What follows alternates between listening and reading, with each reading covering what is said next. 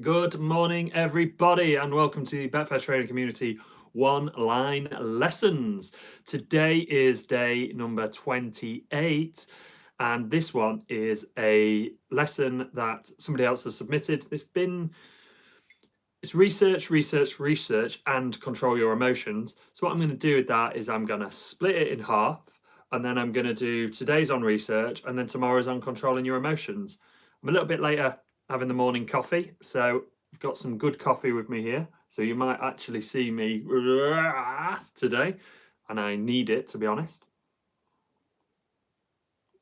So if you've got a coffee, join me, and let's crack on. Good morning, Crypto Carl. Remember, everybody, say hello, give us a thumbs up. It does help the YouTube algorithm. So yes, but you know, I want to get as many people on these videos. Good morning, Daniel. Good morning, David. I just got to do a little shout out to one of my members, Angus McLeod. Hopefully I've said that right. Watches these videos all of the time. They've become part of his daily routine and is a member of BTC. He sent me an amazing message yesterday. Good morning, Liam. And I just want to give him a shout out because even if he can't get onto these videos live, he watches them back. And he actually said he feels quite sad when he misses out. Good morning, Phil. Good morning, Terry. Morning, everyone. And he feels sad if he misses these videos live. But do you know what? It doesn't matter if you miss them live. I am back. I don't know what happened. The phone just went. And then that was it. Off we go. So we're back. Very strange. So yeah, I'll make sure that I keep them. Sorry about that. Can you hear that? I think we've got the red arrows practicing or something. So they will be all the time. I think what I'm going to do with the BTC stuff is, and I promise I will get into the lesson in a minute, but I think what I'll probably do with the BTC content is we will start to theme the months a little bit. So there will be a theme for that month, and then we will crank out lots of content for that, and it will be at varying scales. So we might do like a little blog post or a little live video, 10 or 15 minutes, and then we might pull in an expert in that field and put them in the BTC forum and do like a video for the members. So at any scale, we'll be able to do it. Terry, you should be working. What? Sneaking in? Is it like a headphones up the sleeve job? Keith, hello. So today's lesson then, let's get into it before I start rambling on about loads of stuff. Oh, working from home. Oh, okay, that's cool. That is very cool. So today's lesson, like I say, has been broken down. Angus made it. Yes, Angus is on. Wicked. I'm normally in a meeting. Oh, meetings. I've got a message from Angus as well. That's just come through on a group. Working from home. Dead on. He's got it. He's on it. Okay, so the lesson today is research. That is difficult to say 3 times fast. And control your emotions. But what I'm going to do is I'm going to split that in half. We're going to do control your emotions tomorrow. We're going to talk about research today. I think research is so important in your trades because I saw a post in one of the Facebook groups. I'm not involved in any of the Facebook groups anymore, but it was a while back, and they said, "Oh, I don't research my trades. I just jump on and just have a look and just get a feel for it." And I just completely disagree with that because you're not setting yourself up the best opportunity to succeed. Like in any walk of life, business, health, whatever, there is a plan, and it's usually been researched. It goes across everything. You know, if you go on holiday, you go on TripAdvisor to find the best restaurants, and you go to some of the best restaurants and you have good food. And then you enjoy your holiday more, or you enjoy that food, or you think back to it. You know, me and my partner went to Brussels last year, and we researched a couple of restaurants when we were there, like on the way, and found a ridiculously good pizza place. Now, we love pizza and we still talk about that now. And then we found a really, really, really cool one that did all the menus were on vinyl records. And if you rolled out your vinyl record and it was red, you got your meal for free. And it's like, we still talk about that now. And it was such a simple restaurant, but it just worked really well. And that anchors something in our brains that we enjoyed that holiday, we enjoyed that, and it just makes us feel happy. Now, it reduces the stress as well. So why would you not research your trades? And it's so easy to do. And I know I'm going to give the what has to happen question, but you know, in any trade that you're doing, research is so crucial and important, and you can find out everything that you need to know now for your trades. And why wouldn't you? And you know, I had this debate with an old boy. I know an old boy who's a horse racing. He's made a lot of money backing horses. He says, "Oh no, you can't do it. No research, no. I never used to do any research." He says to me, "Every morning I used to wake up. I used to buy the Racing Post from the shop. I used to go to the coffee shop next to it. I used to read through the Racing Post and I'd have a look at the horses, check the form, see what they're saying about them, and then that would be my my bets for the day." You do know that's research, mate. And he's like, no. I was like, yeah, that's research. You are reading something that's directly correlated to the outcome in which you want to achieve. So that's research. If you're using a resource to narrow your selections down, that's research. And that is it. I go back to this shotgun analogy. With a shotgun, you're like that, boom, you're just blasting it into absolute nothingness and space. But with a sniper rifle, you're being really targeted and you're picking a target. And that's what research allows you to do. It takes all of this and it starts to narrow it down. It's like an onion. It takes a layer off and a layer off and a layer off and a layer off and a layer off until you get to the core of the onion. And that's the bit that you want. Or if you don't like onions, fishing. You chuck out a massive net and you trawl the bottom of the ocean, and then half of the fish in there are useless and you don't want them. So then you have to pick them out and then you get the ones you do want. So imagine if you could cast your lines into an area where you are going to get the best fish that you want and you're going to get rid of the ones that you don't want. Wouldn't that be better? And that's what research does. But what I want you guys to do on this video is I want you to start throwing up your questions. You know, what's on your mind when it comes to research? What do you struggle with? And let's try and make this interactive as well. And I have got half a cup of coffee to drink, so it'll give me a second to drink that. And thank you for all your comments about these videos, guys. It's amazing. Make sure you do hit that thumbs up, because we've got, what, 19 people? Can we get 19 thumbs up, do you think? Like boom, boom, boom, boom, boom, boom, boom. Value prices. So Crypto Carl, on your, I struggle with back software. I think it's because of I struggle with the back software. Just explain that in a little bit more detail for me, please, Terry. Crypto Carl, value prices. What is the challenge for you when it's the value pricing? You struggle with the BTC software, Terry. What is the biggest challenge for you with the BTC software? Is it because, I'm not going to say anything. What is the biggest challenge for you with the BTC software?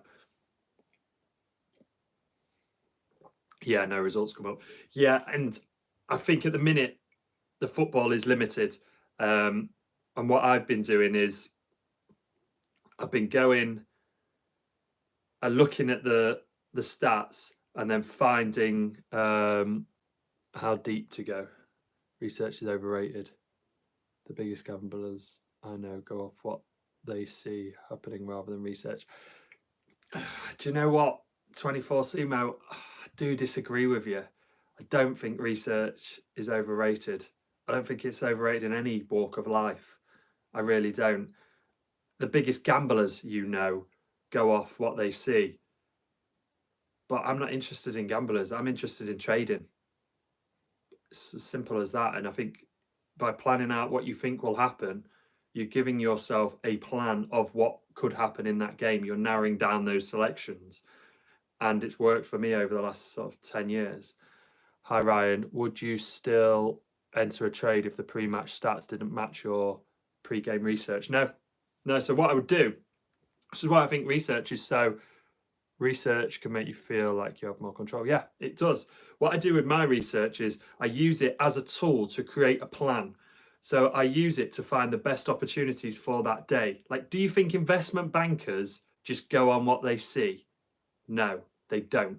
Keith, I love stats. Yeah, and there's no surprise that Keith is one of the most profitable BTC members and he loves stats. Go figure. Like, investment bankers don't just go off what they see. And it might be a controversial opinion, and I know it is, but they research. And then what I do with my research is I use that to narrow down the selections, because there's so many games every day potentially to trade. And you go, well, how do I pick the best ones? Well, there's got to be some quality control. There's got to be a quality gate. Psychov tells people that watching the game is 90% of a trade. I agree, but you need to do the work before. People need to relate that the bookies have better information. There have been all the stats. Yeah, but how do the bookies get their information? They research, don't they? They research it. And so Psychov says that going in play stats are 90% of it. I don't know if I'd go as high as 90. I'd say that going back to the why I do the research and why I need the research is the research hones down the games that you're going to need to trade. If you just looked at what was in play and picked 2 or 3 games and said they're the ones I'm going to trade, there's no plan there. There's no strategy there. And I don't care what anybody says, strategy in any walk of life is not a fad. Strategy will work long term and it will stand the test of time. For example, lay the draw. So if I give you a real life example, if I went onto the Betfair exchange and just picked 3 or 4 games that were 0-0 at half time and said, oh, I'm going to lay these, that isn't smart. That isn't a good strategy. But if I'd researched the games and said, these are the games that have a high percentage of goals and the 0-0 at full time is low and these teams score in the second half, surely that's better than not knowing.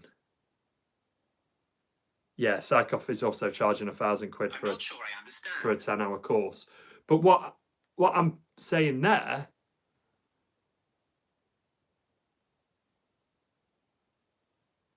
they don't do it off stats. They put millions on it. I don't know if they don't look at stats. If you're putting millions of pounds down, you're looking at something. 100% you're looking at something. Just like an investment banker, they're putting millions into stuff. They're not going to just be chucking money down over nothing. And if they are, they're in the absolute minority. And what we're trying to do is get the majority better. So with the halftime, if I've got stats that identify the best games that give me the best chance of succeeding, surely that's better than not having that and not doing that.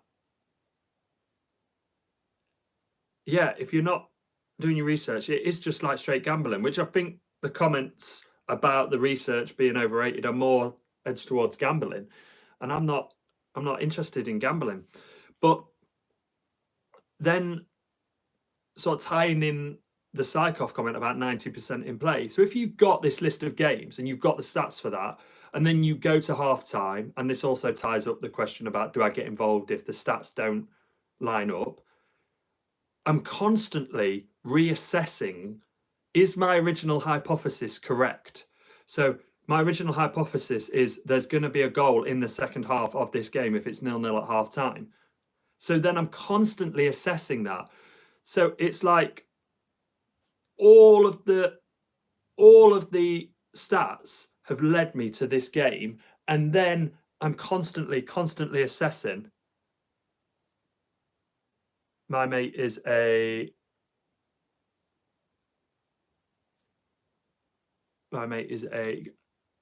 trader, big financial trader, uses that.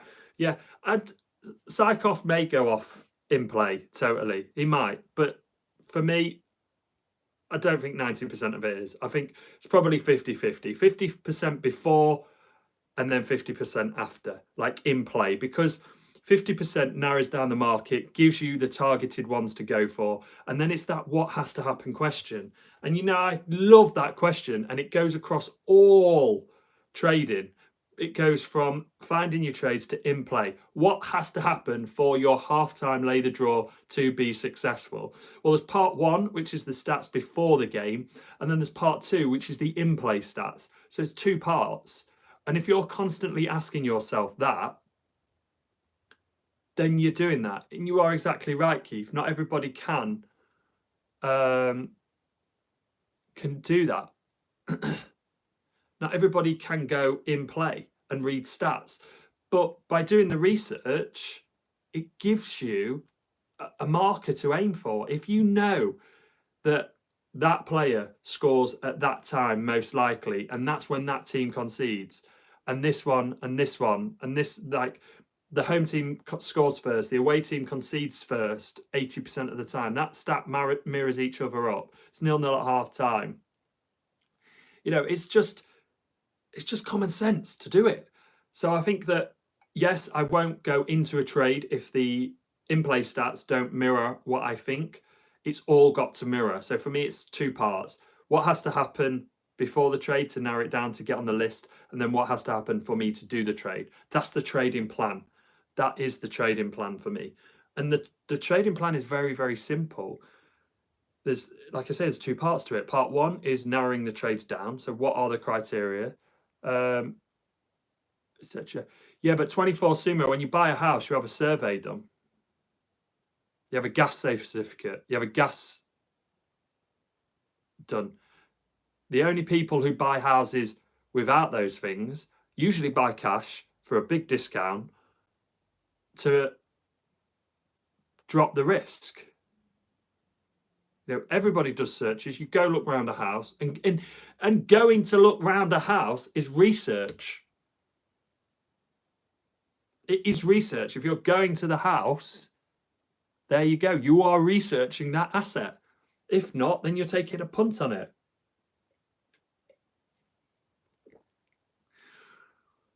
So research is so important for me. It's so important. A house is fixed though. A game of football is quite random with a lot of... Now, do you know what? I've been investing in property for many years. A house isn't fixed. There's loads of issues that come with a house. Like loads and loads and loads of issues that can go wrong with a house. Also, you say Saka goes off what he sees in plays. Would he put his money on a game he's watching that had no shots on target and none off target? Yeah, he's got research in the game. By watching the game and going off the in-play stats, it is a form of research. By looking and assessing the game, it's a form of research. And he's also asking himself, what has to happen question. So he's going, I'm going off the game in play. Fantastic, okay? Now, what has to happen if I back over 1.5 here or I lay the draw? Well, there has to be a goal. Okay, so does this game look like it's going to have a goal in it? Yeah, because there's 7 shots on target. That's research. It's very simple. He might be going off in-play stats and what he sees, but that is feedback and research. Am I wrong?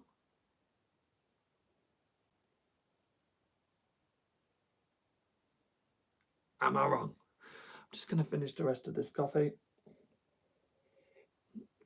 So my question is, watch in play or just pre-game research? You like the way I say research, don't you, Malcolm? Research.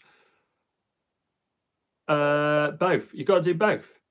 It's part 1 and 2 of the trade. So like, I'll talk you through how I think a trade should look. It should look like this. You get up in the morning. You don't have to get up in the morning if you don't want to, but You do your notes on your games. You go through the stats. You find the research. I watch every game I'm trading. So you do that. You do your research. You go for it. But I do like saying research to really hone in on that point. You do that. You create a list of games that you're going to trade. So, that's what I do. That's what Keith does. Keith is on this video, ridiculously successful trader, one of the BTC members. And he does this. He creates a plan for the day, and you'll see him. He'll put a list of trades up in the community. I'll do the same. They're the ones that we've gone through the stats and we've checked. We've now got a list.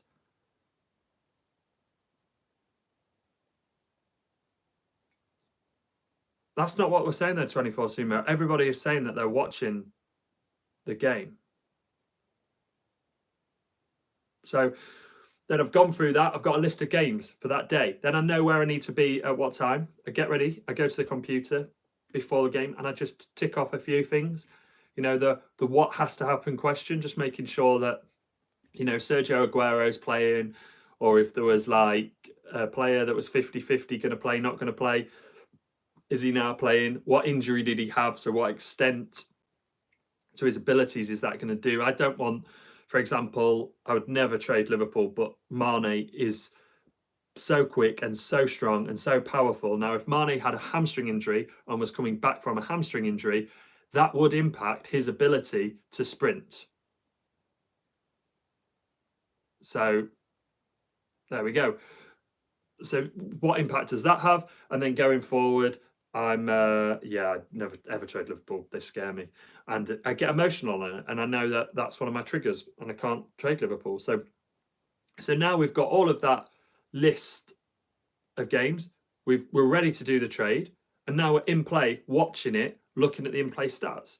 So it's both. I don't think you can do just your research for the start unless it's, oh, you're a Man U fan. Someone's got to be, hasn't there? Unless it's set and forget. And if it's set and forget, then it's a whole different entity. Then we're talking about a whole different thing, and a whole different setup, and a whole different set of research. Or better than Spurs.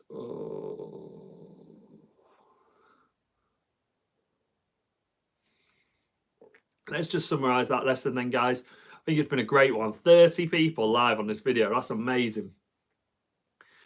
So thank you for coming on. So I think it's so important to ask the what has to happen question. So important. Say on a Saturday, how many games would you watch? It all depends on what's on the plan. People always say, oh, how many games are you going to trade? I don't know. How many's on the plan? If there's 8 on the plan that all meet the criteria and I cock up on 2 of them because I'm just not mentally with it, then I'm done. I'm out. I'm always asking myself. I'm always checking how I'm doing, how I'm feeling on those trades, reassessing. Did I follow the plan? What was I thinking? I'm not, for whatever reason, my head's not with it today. Okay, so I need to come away from the computer. Or I might have 8 on the list for that day, or even 3 on the list for that day. I might do 2 of them and profit really well from them and go, do you know what? I'm not going to bother doing the last one. That's it. So just below this video, you can like or dislike this video. So if you can like it, that would be fantastic. You're all doing your research now. Yeah. So it's so important for me. Research, so important. I think you break it down into a couple of parts, but if you take the what has to happen question, that will take you through your trading. It will take you to the before the game, what has to happen before the game to get the stats that you need, and then what has to happen in play for a goal to be scored or for a goal not to be scored for your current strategy. You do that, boom, that's it. That's all you need to do. Break that down, think about it, crack on, make some money on Betfair. And I'll just finish this last swig of coffee because I think Phil asked a question to Keith. I'm sure Keith will probably reply. This is some nice coffee. jump in and jump out with your profit. Yeah, move on to the next trade.